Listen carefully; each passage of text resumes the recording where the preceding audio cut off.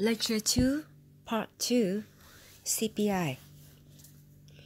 In this lecture, we introduce data of macroeconomics, and as you have seen in this example, besides GDP, inflation and CPI, and labor force and unemployment are other important indicators that we will introduce in Lecture 2. In Part 1, we have introduced GDP, and now in Part 2, we'll introduce the second indicator. In Part 1, we introduced GDP, and in Part 2, we introduced the price level or CPI, and in Part 3, we introduced labor force and unemployment. So now let's go to Part 2 of this lecture.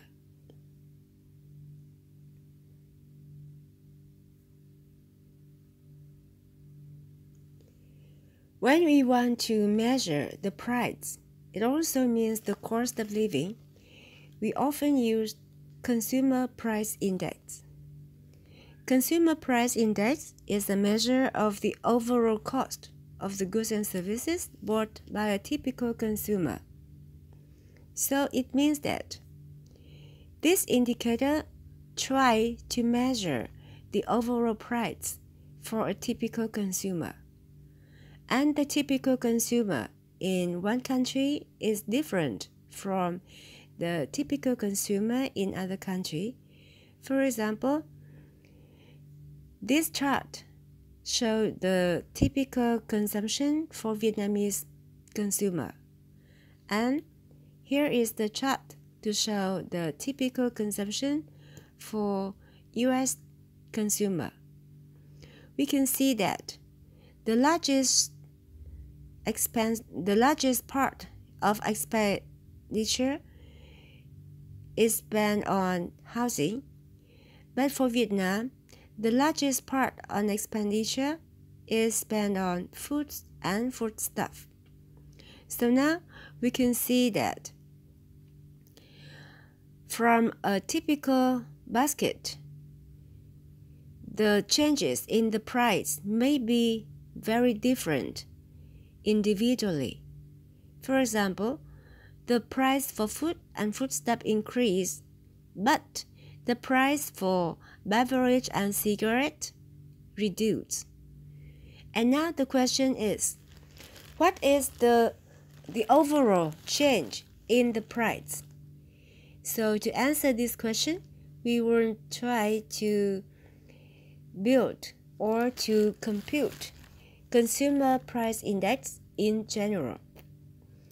After the first step is to survey consumer to determine a fixed basket or the typical basket of goods and services. So now we will find the price of each goods in this basket to compute the cost of this basket and then compare the cost of the basket in the current year compared to the base year using this ratio. In this formula, the upper part show you the cost of the basket, D0, in year T. And the denominator, we show the cost of the basket, the same basket, in the base year, P0. So from this ratio, we can see that CPI shows the difference between the price in year T compared to the price in the base year. So CPI is now called the price level. And we can use CPI to compute inflation rate because inflation rate is the percentage change in the price level, and now CPI is the price level. So now we can replace CPI in this formula. So from this formula, you will have inflation rate using CPI is the percentage change in CPI from year T to the previous year. The first practice for this part is this example using a very simple economy with two goods, pens and book. Now we have to compute percentage change in price of each good individually. And second, the CPI for each year. The last question is to compute inflation rate for each year, means the inflation rate for the year 2000 and the inflation rate for the year 2001.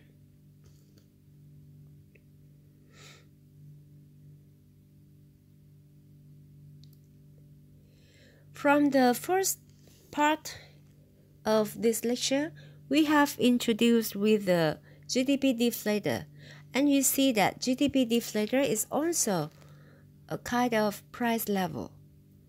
So now we recall GDP deflator and we compare the difference between GDP deflator and CPI.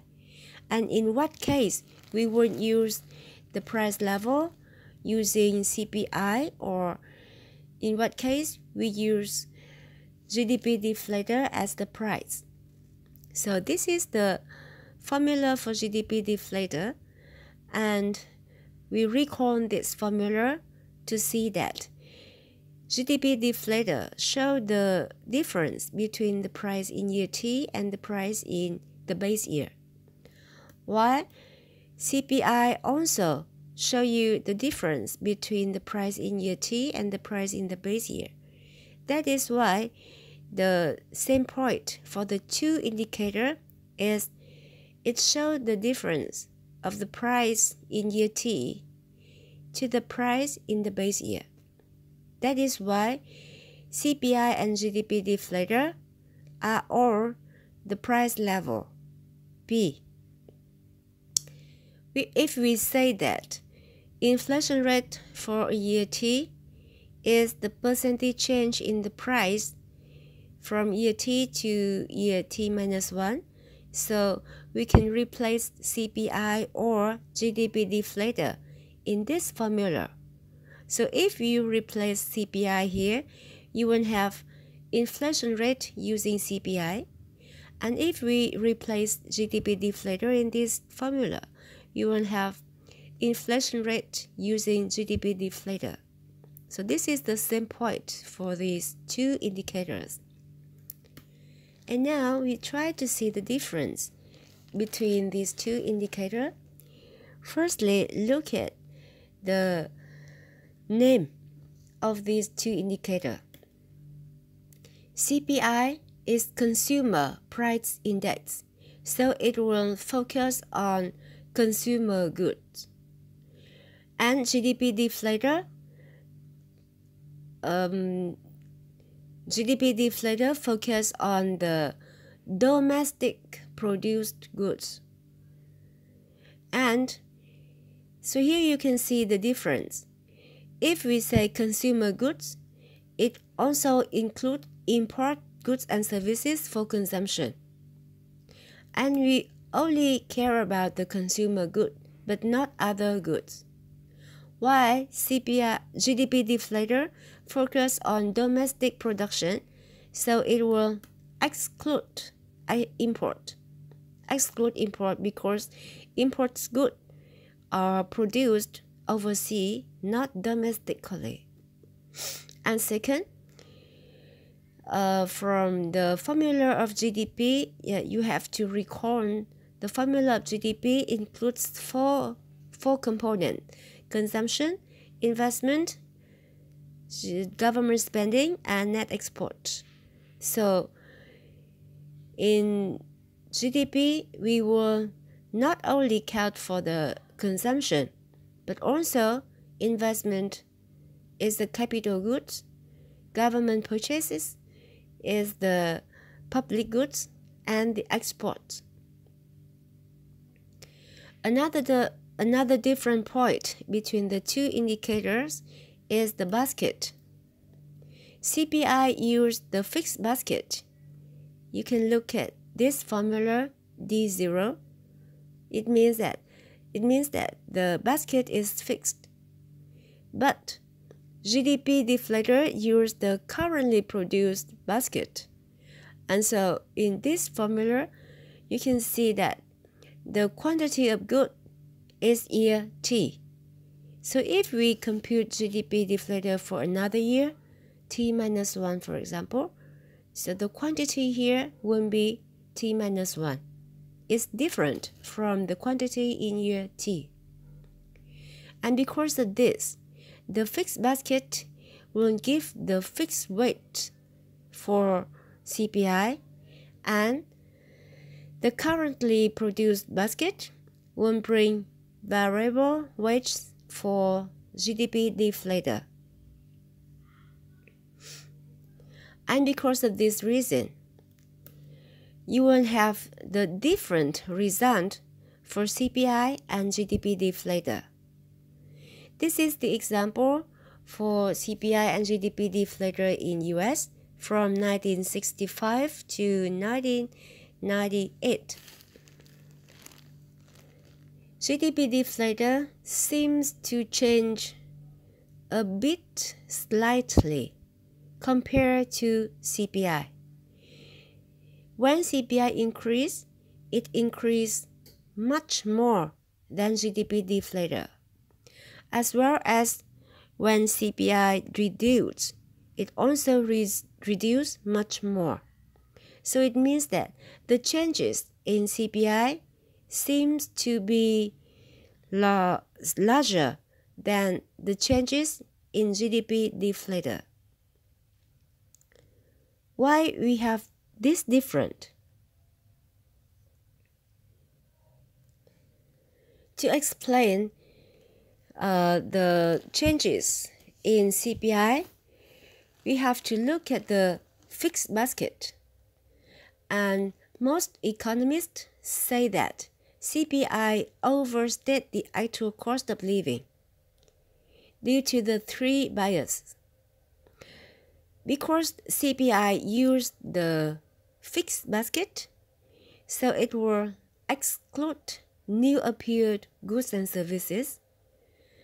And so when we have new appeared goods and services, it means that we can buy more goods and services and the cost is not so large.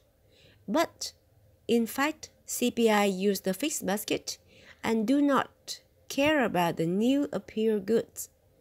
So CPI will measure the cost higher than the actual cost. It is the overstate. For the second reason, for the second bias, in the fixed basket, we measure the price of goods and services, the change in the price of goods and services, but we do not measure the improvement in the quality. So if the price increase because of a better goods, a higher quality, so it doesn't mean that the goods is more expensive. But in CPI, we just say that if the price is higher, so the good become more expensive. So for this bias, we also say that CPI overstate the cost of living. And the last one, the last bias due to the change in the structure of consumption. In fact, consumers often change their structure of expenditure. For example, they will spend more the goods and services, which the price increased just a bit compared to other goods. And if the price of a good increased too much, consumer will spend fewer of these goods. So this change in structure will help consumer keep the cost constant. But for CPI, the cost seem to increase because we do not care about the change in the structure. And for all these reasons, we will say that CPI overstate the actual cost of living And because of this explanation, we will often have the change of CPIs seems to be larger than the change in GDP deflator.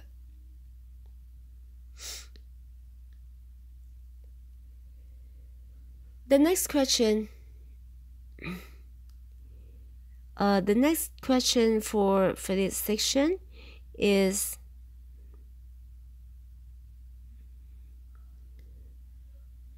one exercise from the textbook. Yeah, I will require the exercise from textbook later. And now we have one more application of CPI. Besides CPI have some problem when CPI overstate the living cost. We still use CPI to correct economic variable in order to eliminate the effects of inflation. There are two cases to apply CPI. The first case is to eliminate inflation from the money figure from different times. For example, when you say that the salary in the year 2000 is lower than salary in this year, 2020. But you also understand that the purchasing power of money in this year is different from the purchasing power of money in 2000. So how to compare the money in 2000 with the money in 2020? So now we will use this formula. From the money in 2000, we will multiply with the relative price or the ratio of CPI in 2020 divided by the CPI in 2000. It means that this amount of money divided by the price of money, the price of goods and services in the same year. You don't measure the amount of money using purchasing power in this year. So you divide by CPI in this year. And you have to convert this money into the purchasing power in 2020. So you have to multiply with the price in 2020. And finally, you will have the amount of money in 2000, but measure in the money in 2020. So now you can compare the price or the salary in 2 different years. The second application is the interest rate. Nominal interest rate is the real interest rate plus inflation rate. In fact, when you go to the bank to have some deposit or saving, you will have nominal interest rate. And at the end of the maturity, you will have more money. But you may question that. When you have more money, can you buy the same goods and services? Because the inflation rate is too high. So now, if the inflation rate equal to the nominal interest rate, so it means that you will have 0 real interest rate, and your saving bring you no profit. And if the inflation rate is even higher than the nominal interest rate, so your real interest rate is negative, it means that you will lose when you save.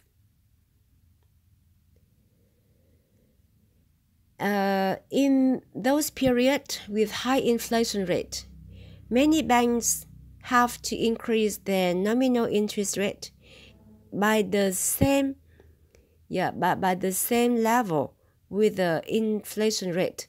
For example, in Vietnam, in 2009, when the inflation rate increased to more higher than 20%, so the nominal interest rate also increased to even 22 or 23% per year.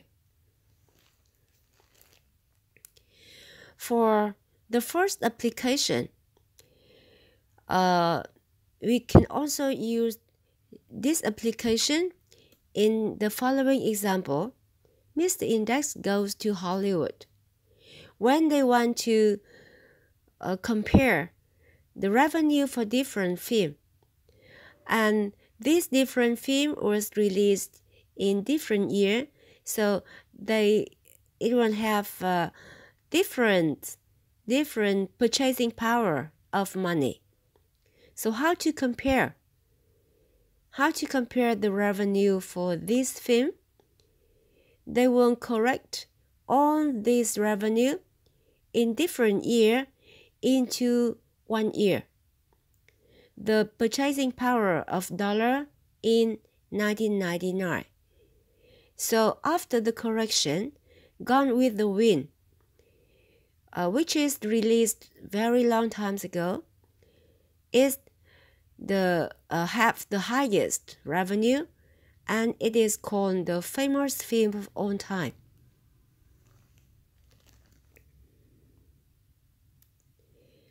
One more exercise for this question. You have one more question for the same example. From the previous section, we have practiced the first three questions. Compute percentage change in the price of each goods, compute CPI for each year, and compute inflation rate for each year. And now, the last question is, when you have nominal income is $6,000 in the first year, $7,000 in the year 2000, and $8,000 in year 2001. So now the question is, if your nominal income increase like this, so how is the real income? Because as you compute from the previous question, the price increase over time. And now if your income or your salary increase like this, so how is the real income? Is it increase or reduce? So you have to compute the real income and compare using this formula to correct the nominal income into 1 year's purchasing power of money.